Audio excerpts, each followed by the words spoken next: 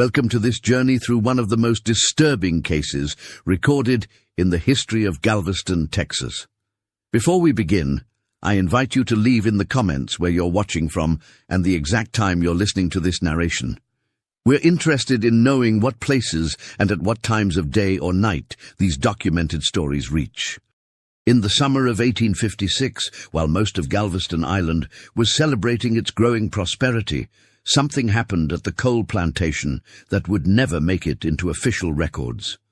The property, located 3 miles east of the bustling port, was known for its profitable cotton fields and the peculiar silence that seemed to envelop the main house. A silence that, according to old letters discovered nearly a century later, spoke more loudly than any scream ever could. Nathan Cole had established himself as one of the wealthiest plantation owners in Galveston County. His wife, Rosalie Duval, was known for her French ancestry and the quiet dignity with which she managed the household affairs. The coal plantation stood as a testament to the economic boom that Texas had experienced since joining the Union 11 years prior. From the harbor, you could just make out the white columns of the main house standing like sentinels against the flat coastal landscape.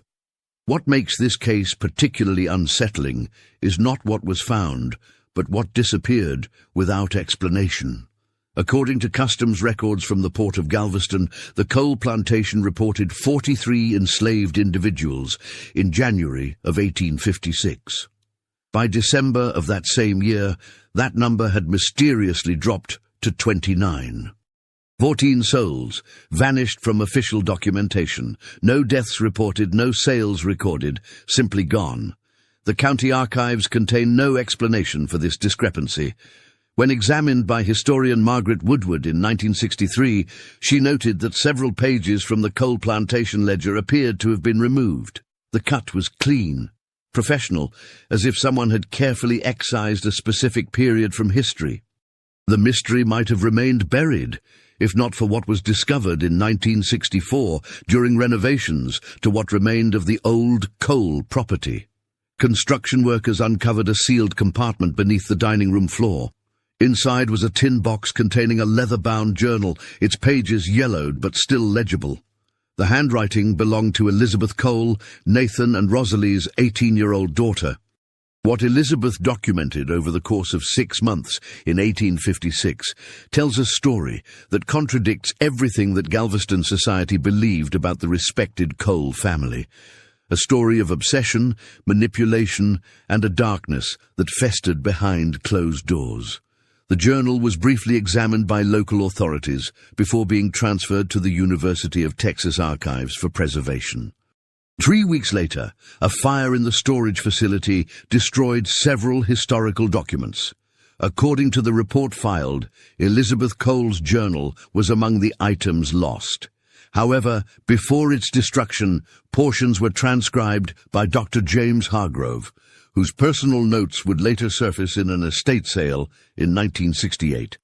What follows is an account pieced together from those surviving transcriptions, port records, church registries, and the personal correspondence of those connected to the coal plantation. This is not a ghost story. There are no supernatural elements to what happened on that property in 1856. The horror that unfolded was entirely human in nature. And perhaps that's what makes it truly disturbing.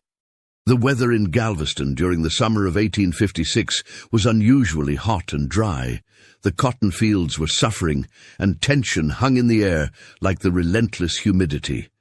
Elizabeth's journal begins in April, with observations about changes in her father's behavior. Nathan Cole had always been stern but fair in his business dealings. However, something shifted that spring. According to Elizabeth's writings, her father began spending long hours in his study, often refusing meals and speaking in hushed tones with Rosalie behind closed doors.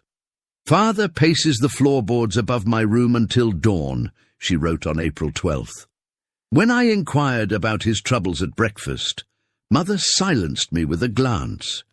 There is a heaviness in this house that seems to be crushing us all." The first indication that something was truly amiss came in early May. Elizabeth documented a strange encounter with one of the house servants, a woman named Sarah. According to the journal, Sarah had been employed in the Cole household for over a decade, serving primarily as Rosalie's personal attendant. Elizabeth wrote that she found Sarah trembling in the kitchen pantry one morning, clutching a small cloth bundle to her chest. "I asked what troubled her, but she would not speak," Elizabeth recorded. "When I reached for her hand, she pulled away as if burned. 'Miss Elizabeth,' she finally whispered, 'some things are better left unseen.'" Before I could question her further, Mother appeared in the doorway. Sarah straightened immediately, her face emptying of all emotion. The bundle had vanished into the folds of her dress. 2 days later, Sarah was gone. When Elizabeth asked about her absence, Rosalie explained that Sarah had been transferred to work in the fields. This struck Elizabeth as odd, given Sarah's position and years of service in the main house. When Elizabeth attempted to locate Sarah among the field workers, she was told that no one by that name worked on the plantation. Sarah had simply disappeared. She wasn't the last to vanish that summer. Church records from St. Mary's Cathedral in Galveston show that Rosalie Cole increased her attendance dramatically between May and September of 1856. The parish priest, Father Thomas Moore, noted in his personal diary that Mrs. Cole seemed troubled by matters of the soul and requested private confession weekly.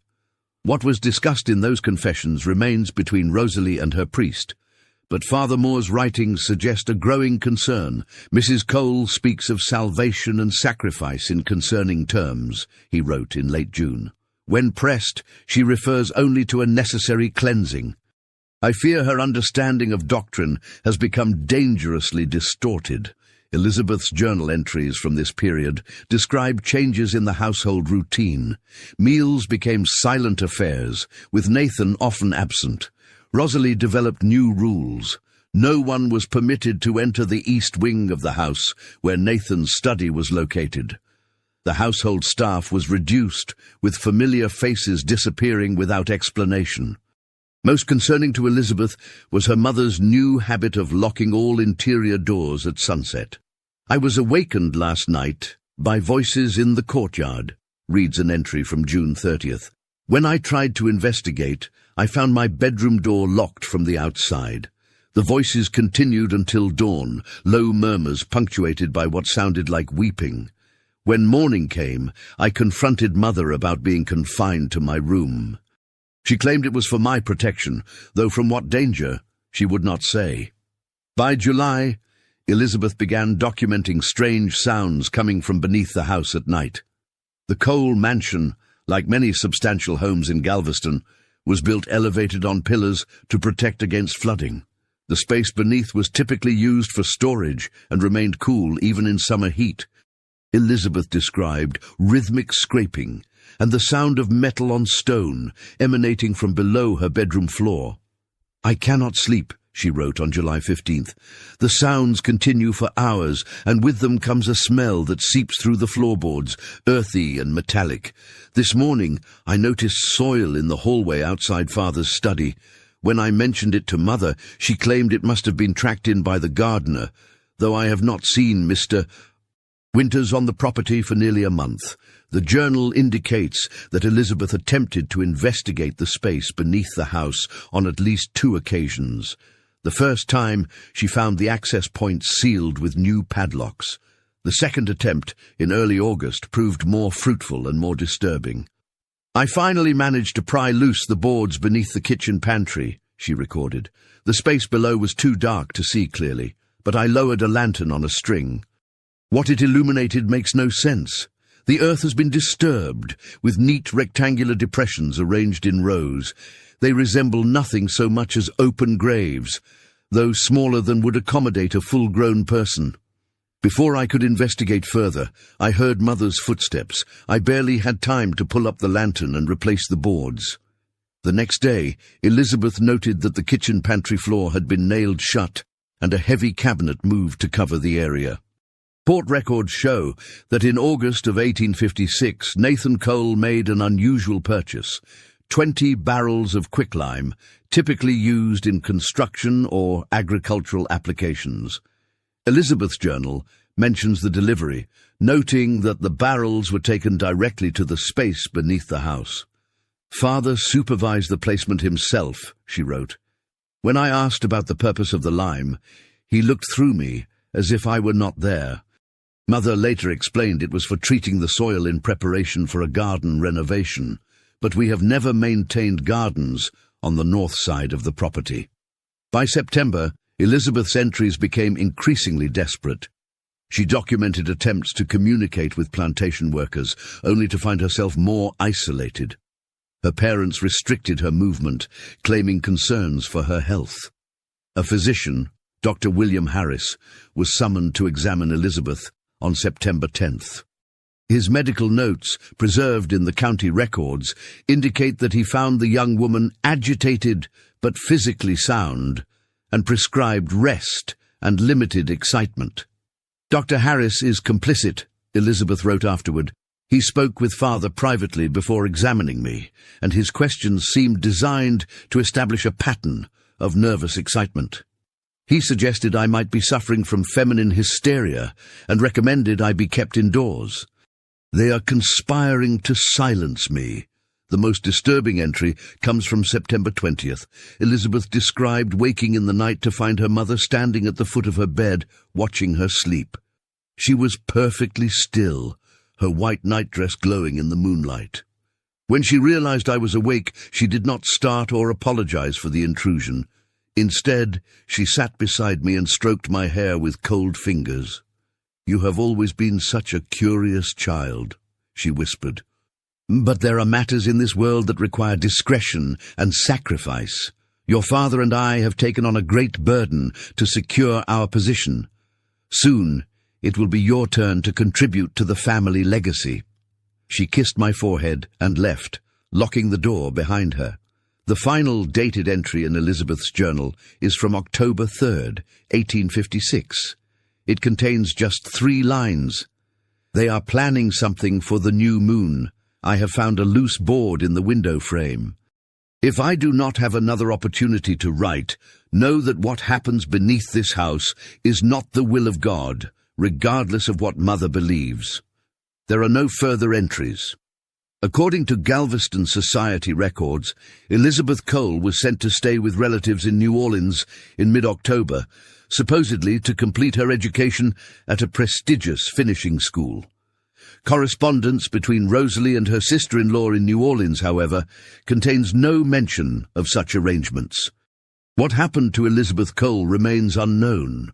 No records of her arrival in New Orleans exist. No marriage certificate, death certificate, or further documentation of her life can be found in any archive.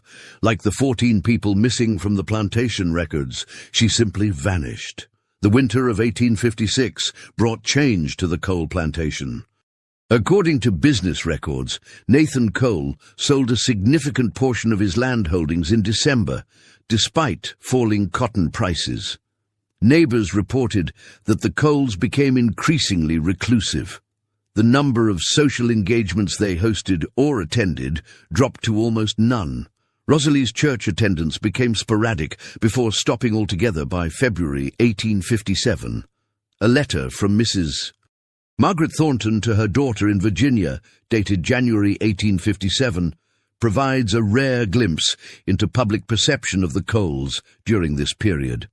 The Christmas gala at the Hopkins estate was well attended, though noticeably absent were the Coles. Nathan's absence might be explained by business matters, but Rosalie has withdrawn from society entirely. When encountered at the market last week, she appeared gaunt and distracted. Her once immaculate appearance has given way to something approaching neglect. There are whispers among the servants about strange occurrences at the Cole plantation, workers refusing assignments there, and items being delivered at unusual hours. Nathan's business associates report that he has become erratic in his dealings, alternating between excessive generosity and surprising cruelty. The most concrete evidence of deteriorating conditions comes from a complaint filed with the county sheriff in March 1857. A merchant named Thomas Wilson reported that Nathan Cole had threatened him with a firearm during a dispute over an unpaid debt. The sheriff's notes indicate that when he visited the coal plantation to investigate, he found the main house in a state of disrepair, with broken windows boarded over and the once manicured grounds overgrown. Nathan was described as unkempt and agitated, insisting that his business affairs were private matters. No charges were filed. Rosalie Cole's mental decline is documented in a series of letters between her sister, Catherine Duval, and their family physician in New Orleans. Catherine visited the plantation in April 1857 and was apparently so disturbed by what she found that she consulted the doctor immediately upon her return. "My sister is not herself," she wrote. "She speaks in riddles about purification and necessary sacrifices. The house, once a showpiece of Galveston society, has fallen into shameful condition. Most concerning are the inexplicable scratches on the interior walls, as if someone had been trying to claw their way out. When I inquired about Elizabeth, Rosalie became hysterical, claiming that her daughter was closer than I knew. Nathan appears to have surrendered all authority in the household to my sister's increasingly bizarre dictates. There were rooms I was forbidden to enter and subjects I was not permitted to mention. I fear for both their sanities.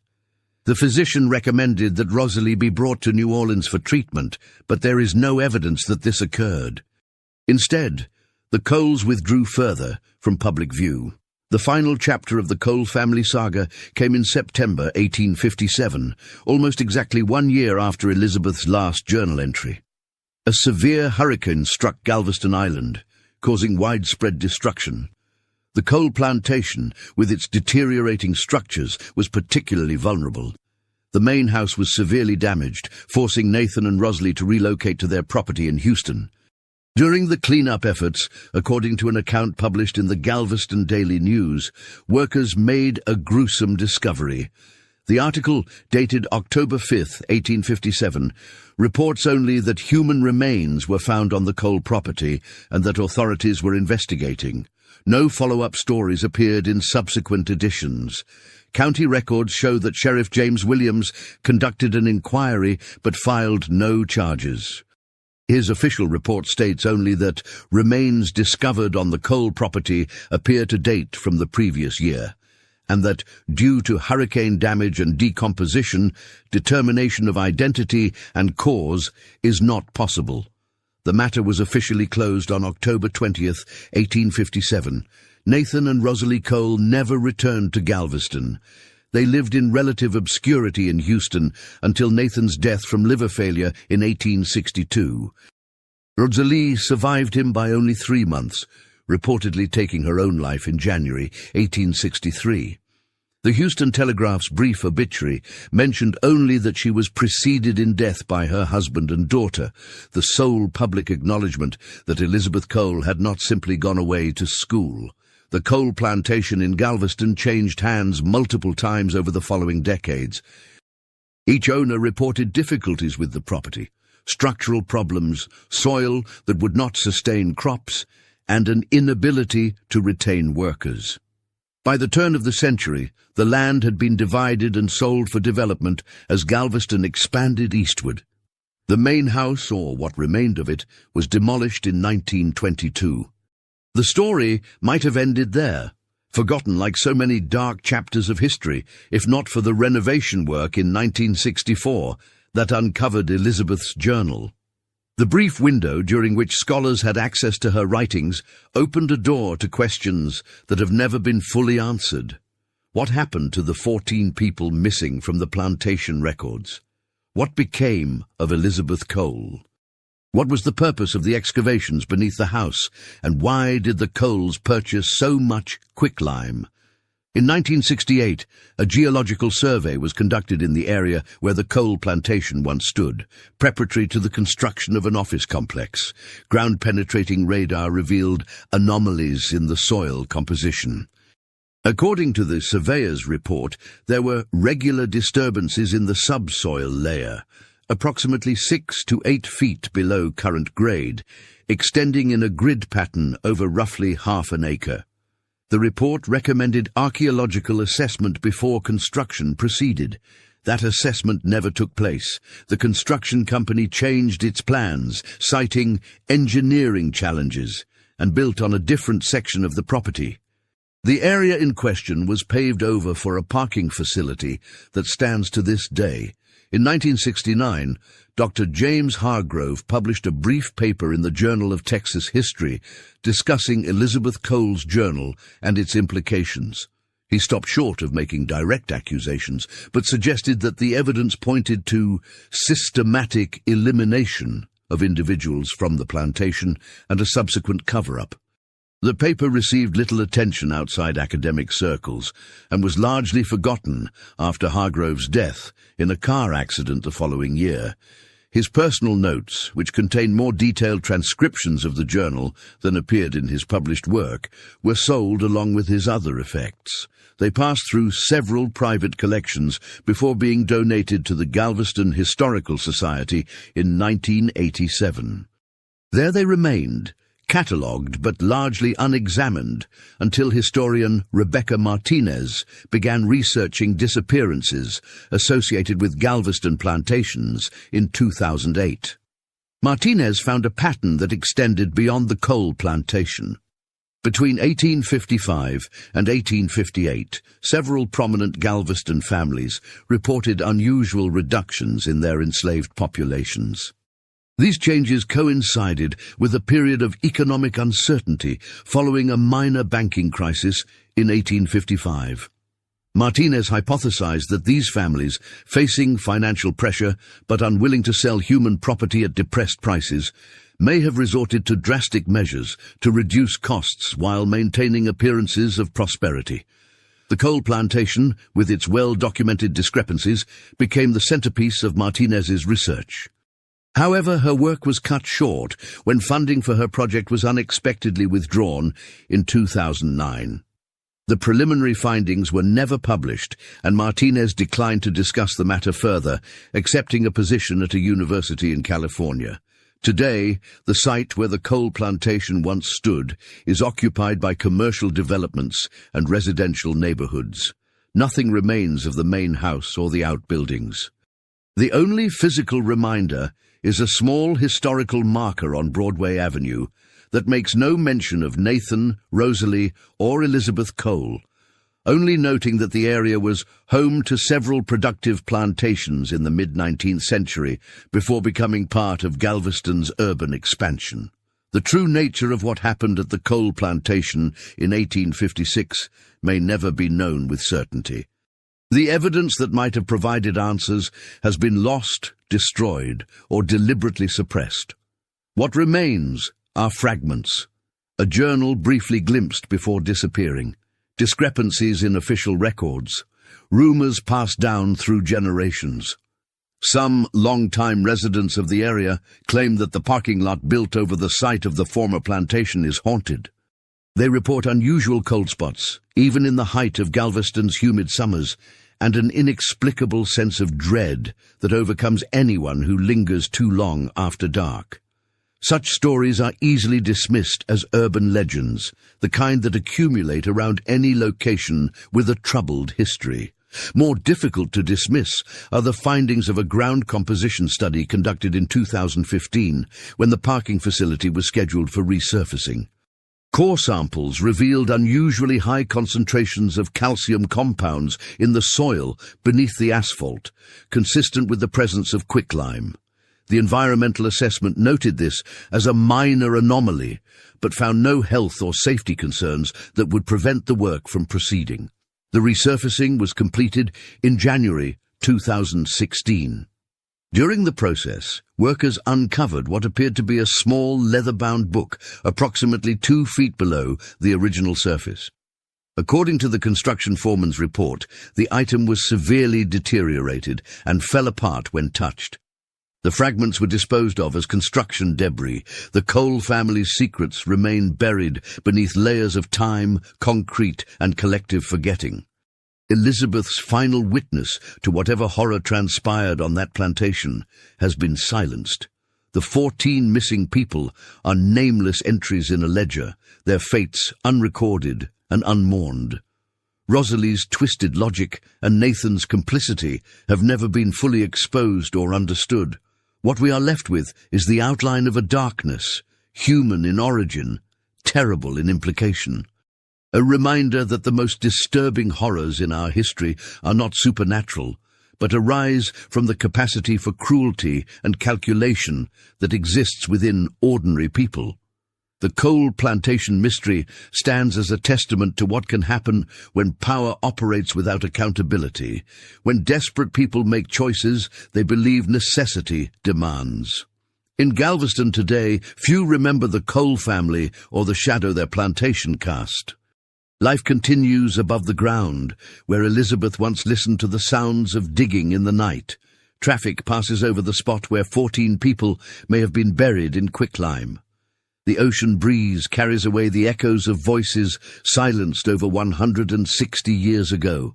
But in archives and forgotten records, in fragments of journals and letters, traces remain. And occasionally, someone pieces together enough of these traces to glimpse the outline of what might have happened during that hot, dry summer in 1856, when people began to disappear from the coal plantation and no one thought to ask why. Or those who did ask disappeared themselves. Perhaps that is the most disturbing aspect of this mystery, not what we know, but what remains hidden. Not the horror we can name, but the horror we can only sense in the spaces between documented facts, the quiet horror of history's silence. In 1968, during the sorting of Dr. Hargrove's effects, a sealed envelope was discovered addressed to future historians of Galveston. Inside was a single page of notes that never made it into his academic paper. The page contained what appeared to be a direct transcription from Elizabeth Cole's journal, dated September 25th, 1856. I have discovered the truth, though I wish with every fibre of my being that I had remained ignorant. Last night I followed mother and father from the house. They did not notice me in the darkness, as they made their way to the cotton storage barn. Inside, I witnessed something so contrary to nature and humanity that my hand trembles even now as I record it. Father has converted the back room of the barn into what can only be described as a processing area. There were tables of surgical implements, draining troughs, and containers of chemicals. Mother moved about the space with practiced efficiency, arranging tools while Father consulted a ledger. They spoke of inventory reduction and necessary sacrifices to maintain appearances. Father mentioned that the banks were threatening to call in their loans, that our apparent prosperity was a facade covering mounting debts. I watched in horror as they brought in Thomas, who has worked our fields for over 15 years. He was unconscious, likely drugged. What happened next, I cannot fully describe. My mind protects me by blurring the details.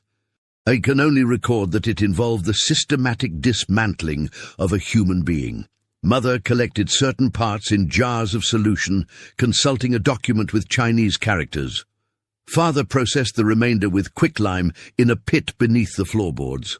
They spoke throughout the procedure with the detached interest of butchers discussing a particularly challenging cut of meat. Mother mentioned contacts in New Orleans, willing to pay handsomely for specific materials, especially those from young, healthy subjects. She referred to some arrangement with a physician who conducts unorthodox research. I now understand the purpose of the excavations beneath our house. Temporary storage before final disposal. The missing workers have not been sold or transferred. They have been harvested piece by piece, their remains dissolved with chemicals to leave no trace. Most horrifying was Mother's casual mention of my coming involvement. Elizabeth has steady hands, she told Father. Once she understands the financial necessity, she will make a valuable assistant. They plan to introduce me to their enterprise after my 19th birthday next month. I must escape before then. I have written to Father Thomas at St. Mary's, begging for sanctuary, without revealing the full horror of what I've witnessed. If this journal is found, let it serve as testimony to the atrocities committed by Nathan and Rosalie Cole in the name of financial salvation. This page, unlike Hargrove's other notes, was never donated to any institution. Its current whereabouts are unknown, and its authenticity cannot be verified. However, if genuine, it provides a disturbing explanation for the disappearances at the coal plantation, one far more mundane and therefore more horrifying than any supernatural theory. Historical records confirm that Nathan Cole was indeed facing financial difficulties in 1856. The banking panic of 1855 had created a credit shortage that particularly affected landowners who had expanded aggressively in previous years. Cole had purchased additional acreage in 1854, financing the acquisition through loans that became increasingly burdensome as agricultural prices fell. What remains unclear is whether the contacts in New Orleans Elizabeth allegedly mentioned were real, and if so, what purpose the harvested materials might have served. Medical schools in that era frequently struggled to obtain cadavers for anatomical study, creating a black market for human remains. More sinister possibilities have been suggested by some researchers, including connections to underground anatomical exhibitions or even occult practices. A tantalizing clue appears in the correspondence of Dr. Antoine Laurent, a New Orleans physician known for his controversial research into human anatomy. In the letter to a colleague dated November 1856, Laurent mentions receiving specialized preparations from a Gulf Coast supplier preserved with remarkable skill for a non-medical practitioner. The letter goes on to describe these preparations as particularly valuable due to their freshness and the precision of their extraction. Laurent's research papers were largely destroyed during the Civil War, but fragments survive in the archives of Tulane University.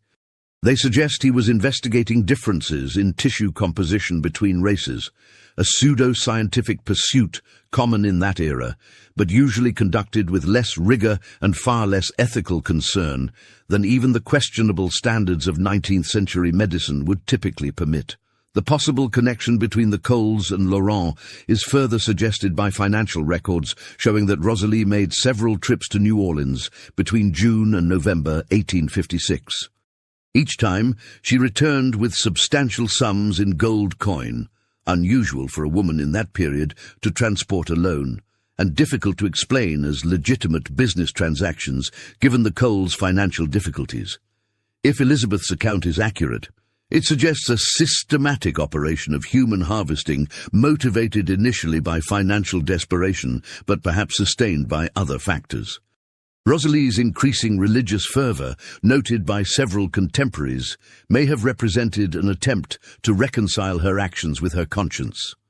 Nathan's withdrawal from society and subsequent alcoholism, mentioned in his physician's notes preceding his death, could similarly reflect psychological deterioration under the weight of their crimes. The fate of Elizabeth Cole remains the most poignant mystery. No record of her arrival in New Orleans exists, nor does any documentation of her death. However, a patient register from the Louisiana State Insane Asylum for 1857 lists a Miss E.C., aged 19, committed by family for dangerous delusions. The entry notes that the patient claims her parents murdered and processed multiple individuals on their property, and expressed fear that she would be next. The register indicates that this patient died of brain fever after 6 months in the institution. Whether this was Elizabeth Cole cannot be confirmed, but the coincidence of timing and circumstances is difficult to ignore. If this was indeed her fate, it represents a final, cruel twist, the silencing of a witness through the very medical establishment that may have benefited from her parents' crimes. The coal plantation case opens a disturbing window into the darkest possibilities of human behavior when desperation meets opportunity and moral constraint fails. It suggests that beneath the manicured facade of antebellum Southern gentility lurked potential horrors far more immediate and tangible than any supernatural haunting. In 2005, during excavation for utility lines near the former coal property, workers uncovered a collection of glass containers buried approximately 4 feet below the surface. The containers, estimated to date from the mid-19th century, held preserved organic material in a solution later identified as a mixture of alcohol and arsenic compounds, a preservation technique used by anatomists of the period. The contents were too degraded for definitive identification, but preliminary analysis by the medical examiner's office indicated they were of human origin. After a brief investigation, the containers and their contents were classified as historical medical specimens of unknown provenance, and eventually transferred to a university collection for further study. No connection to the Cole family was officially established. A former groundskeeper for the property where the Cole plantation once stood shared an account with local historian Thomas Wright in 1997 that adds another layer to the mystery. The man, then in his 80s, recalled that while digging irrigation trenches in the 1950s, he and his crew discovered what appeared to be a hidden cellar not documented in any building plans.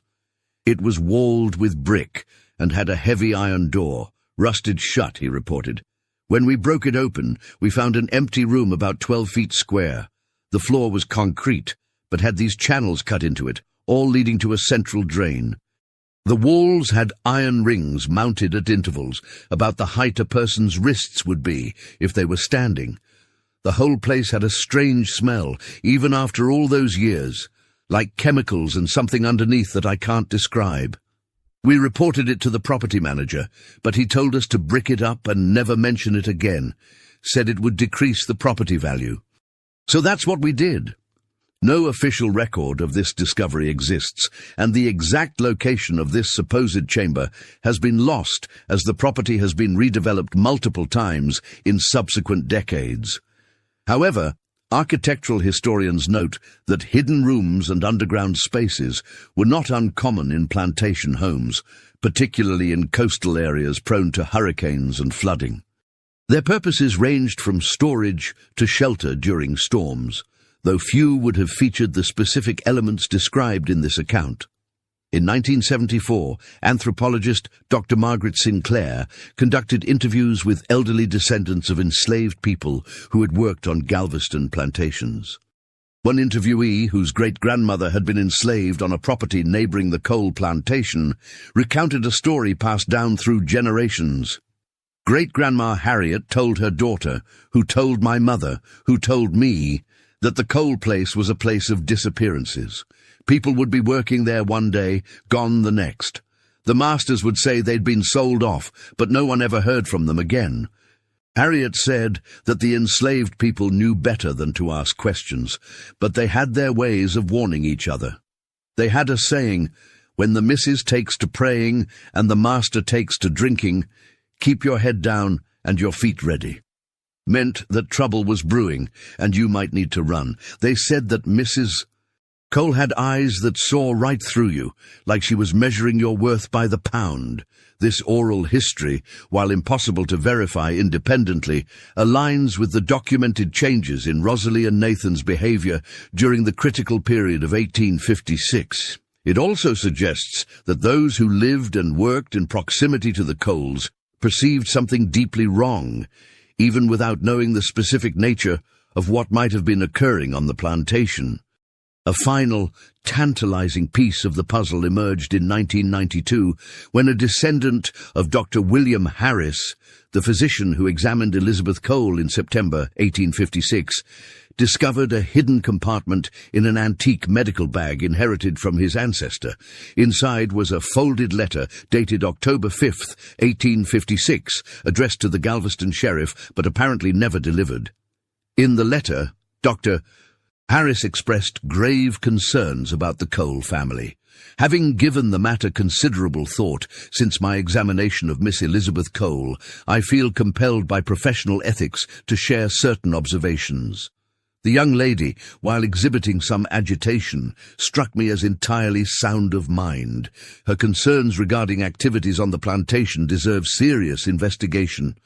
During my visit, I observed unusual security measures throughout the residence, including multiple locked doors and barred windows. Mr. Cole's explanation that these were necessitated by fear of slave uprising seems excessive given the relative calm in the region. More concerning was my glimpse of what appeared to be surgical implements in Mr. Cole's study, tools that would have no place in a plantation home. When I inquired about these items, Mrs. Cole interposed herself between myself and her husband, explaining that he had developed an interest in amateur dissection of small animals for scientific inquiry.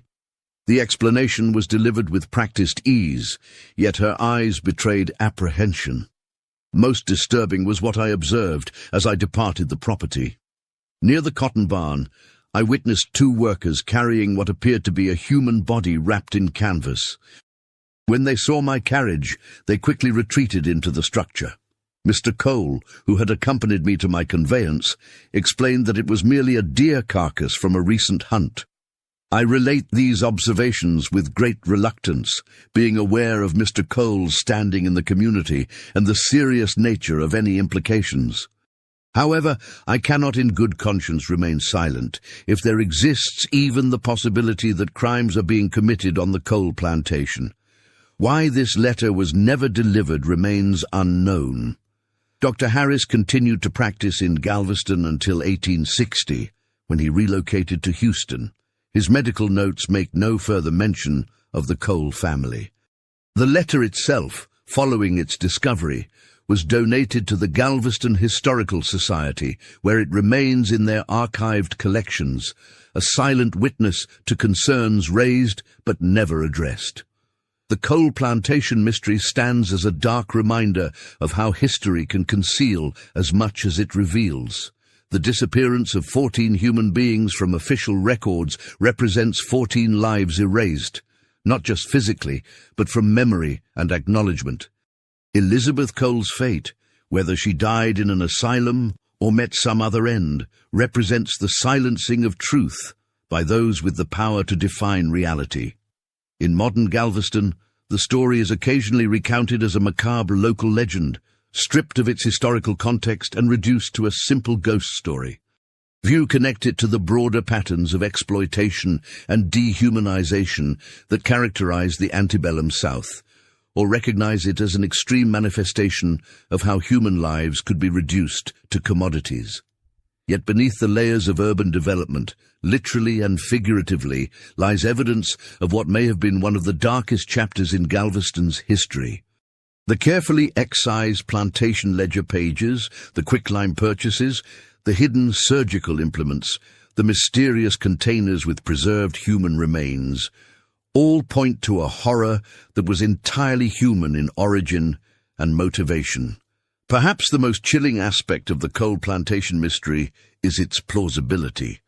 While definitive proof of the Cole's crimes remains elusive, the fragmented evidence forms a coherent picture of what could have occurred when financial desperation, moral corruption, and absolute power over human lives converged in the isolated setting of a coastal plantation.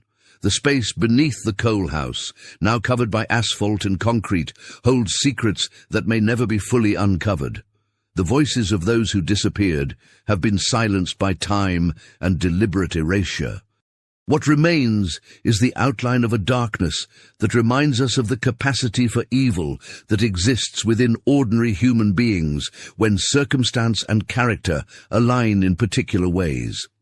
In the end, the most disturbing aspect of the Cole plantation mystery is not what we know, but what we can reasonably infer, and the recognition that similar horrors may have occurred elsewhere, leaving even fewer traces for history to discover. It stands as a testament to the importance of questioning official narratives, preserving even fragmentary evidence, and acknowledging that the darkest chapters of our collective past may be those that were most successfully hidden from view. Today, as traffic passes over the site where the Cole plantation once stood, few drivers realize they are traversing ground that may hold the dissolved remains of 14 human beings, sacrificed to financial expediency and perverse medical curiosity. The buildings are gone, the principles long dead, the evidence scattered or destroyed. But the essence of what happened there lingers, in archived documents, in oral histories, and in the disturbing questions the case continues to raise about how completely the truth of the past can be buried. As we conclude this examination of what may be the most disturbing mystery in Galveston's history, we are left with more questions than answers. What exactly happened to Elizabeth Cole after her final journal entry? Was she committed to an asylum, or did she meet a fate similar to the 14 people who disappeared from the plantation records? What became of the materials that Rosalie allegedly transported to New Orleans, and who ultimately benefited from this gruesome trade? These questions may never be fully answered. The systematic destruction of evidence, from the missing plantation ledger pages to the convenient fire that destroyed Elizabeth's journal, suggests a deliberate effort to erase this history. That such efforts were largely successful speaks to the power structures that enabled and then concealed what occurred at the Cole plantation in 1856. For the 14 individuals who disappeared that summer, historical records offer not even the dignity of names.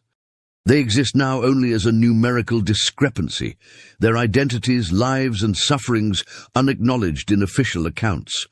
Whatever horror they experienced in their final moments remains known only to them and to their tormentors. The Cole plantation mystery serves as a reminder that history is not merely what is documented, but also what is deliberately omitted from documentation.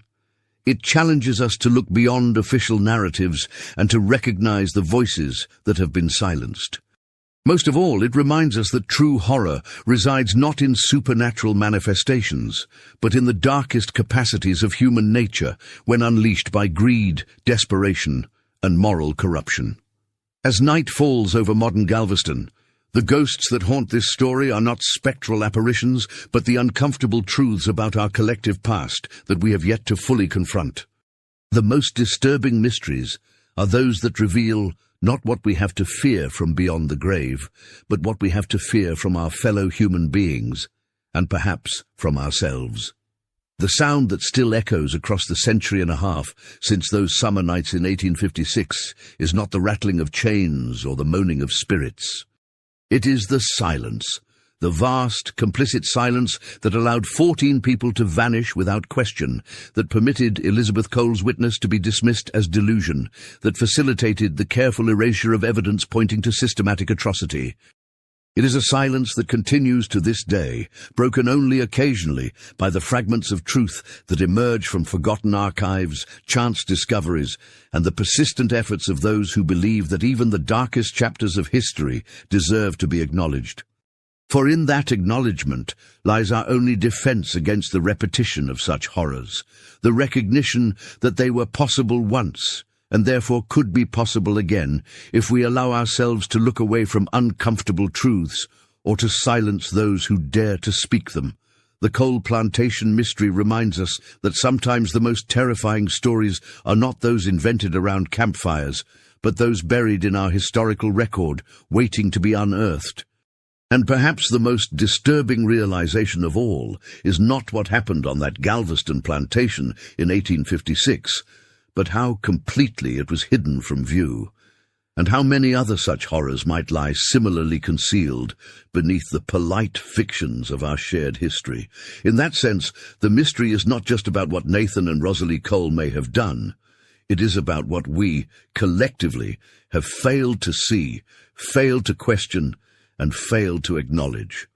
And that is a horror that continues to haunt us, long after the last physical traces of the Cole plantation have vanished beneath the inexorable advance of time and development. The next time you find yourself in Galveston, perhaps driving over the area where the Cole plantation once stood, take a moment to remember those 14 unnamed individuals whose disappearance from the record sparked this dark investigation. In that remembrance lies perhaps the only justice they will ever receive, the acknowledgement that they existed, that they mattered, and that what happened to them should never have been buried beneath layers of silence and deliberate forgetting. For in the end, the most disturbing slave mystery in Galveston history is not just about what happened in 1856, It is about how effectively that horror was concealed, and what that concealment tells us about our capacity to look away from uncomfortable truths, both in the past and in the present day.